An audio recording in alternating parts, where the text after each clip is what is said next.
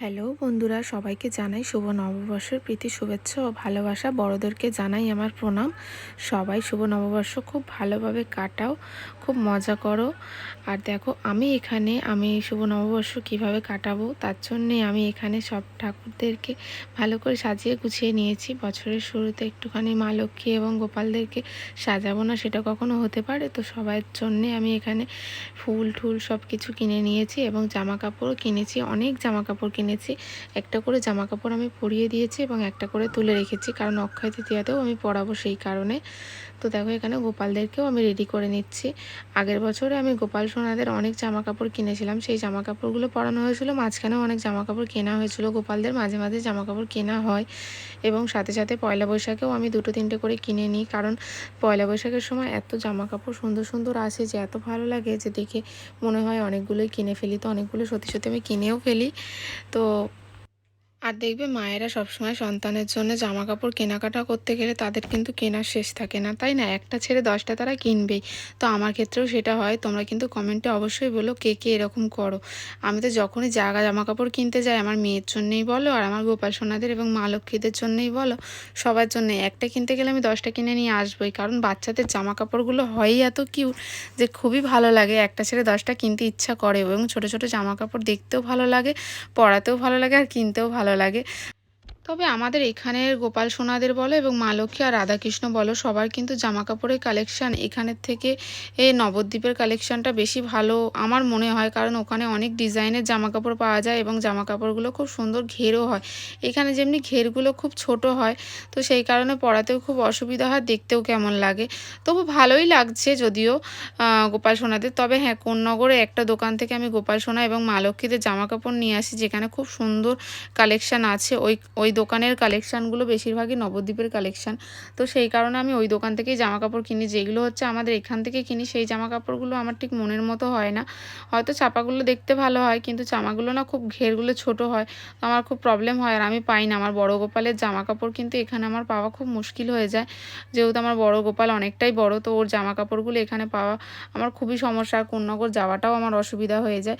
আমি এবারে ভেবেছি নবদ্বীপে যখন দিদির বাড়ি যাবো, তো গোপাল সোনাদের অনেক জামা কাপড় নিয়ে আসবো।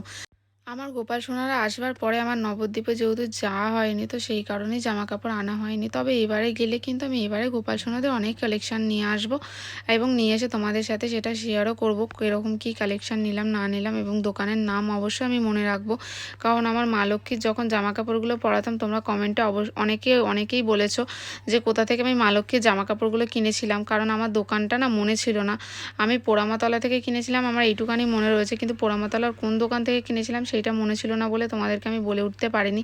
তবে এবারে যদি যাই, আমি দোকানের নাম অবশ্যই মেনশন করে দেবো আর আমি মনেও রাখবো কোন দোকান থেকে আমি জামা কাপড়গুলো কিনলাম। তো যাই হোক, দেখো এখানে মা লক্ষ্মীকে আমার রেডি করা যেহেতু আগে থেকেই হয়ে গেছিলো, জাস্ট সোনার গয়নাগুলো পরানোই বাকি ছিল, সেইগুলো খালি পরিয়ে নিচ্ছি। পরিয়ে নিলেই আমার কমপ্লিট হয়ে যাবে, তারপরে আমি পুজোতে বসবো। তো দেখো, এখানে মা লক্ষ্মীর গয়নাগাটি সব পরানো হয়ে গেছে। এবার ঠাকুরের সিংহাসনটা আমি ফুলগুলো দিয়ে সাজিয়ে দিচ্ছি। এই ফুলগুলো আমি সকালবেলায় তুলে এনেছিলাম। কেনা ফুলগুলো দিয়েও সাজাবো, তবে গাছের ফুল দিয়ে সাজাতে বেশি ভালো লাগে। কেনা ফুলগুলো না কেমন একটু শুকনো শুকনো এখনও হচ্ছে। গরমের সময় একটু শুকনো শুকনোই ফুলগুলো হয়, তো ঠিক আমার মনের মতো হয় না। এবং আমার মা লক্ষ্মীকে সবসময় তো আমার জুঁই ফুলের মালা পরাতে খুবই ভালো লাগে। রাধাকৃষ্ণ গোপালদেরকে, মা লক্ষ্মীকে, গণেশকে আমার জুঁই ফুলের মালাটাই বেশি পছন্দ পরানো। তো সেইগুলোও আমি এনেছি। আগে জবা ফুল দিয়ে সিংহাসনটা ভালো করে সাজিয়ে নিচ্ছি। সাজিয়ে নেওয়ার পরে আমি মা লক্ষ্মীদেরকে জুঁই ফুলের মালাগুলো পরিয়ে নেব। তো দেখো, মা লক্ষ্মীর জুঁই ফুলের মালাগুলো যেহেতু অনেক বড় এনেছিলাম, আমি মোটামুটি দুটো তিনটে জুঁই ফুলের মালা নিয়ে আসলে আমার ওখান থেকে কেটে কেটে ছোট ছোট মালাগুলো করে আমার কিন্তু সব ঠাকুরদেরই মালা হয়ে যায় পরানো। আর জুঁই ফুলের মালা পরালে দেখতেও খুব ভালো লাগে। তো সেই কারণে যখনই গরমের সময় হয়, আমি জুঁই ফুলের মালা কিনে আনি বেশিরভাগই, কারণ অন্য কোনো মালা পরানোর থেকে আমার জুঁই ফুলের মালা পরালে ঠাকুরগুলোকে দেখতে খুব সুন্দর লাগে আর খুব ভালোও লাগে। তো আমি নিজেও জুঁই ফুল খুব পছন্দ করি।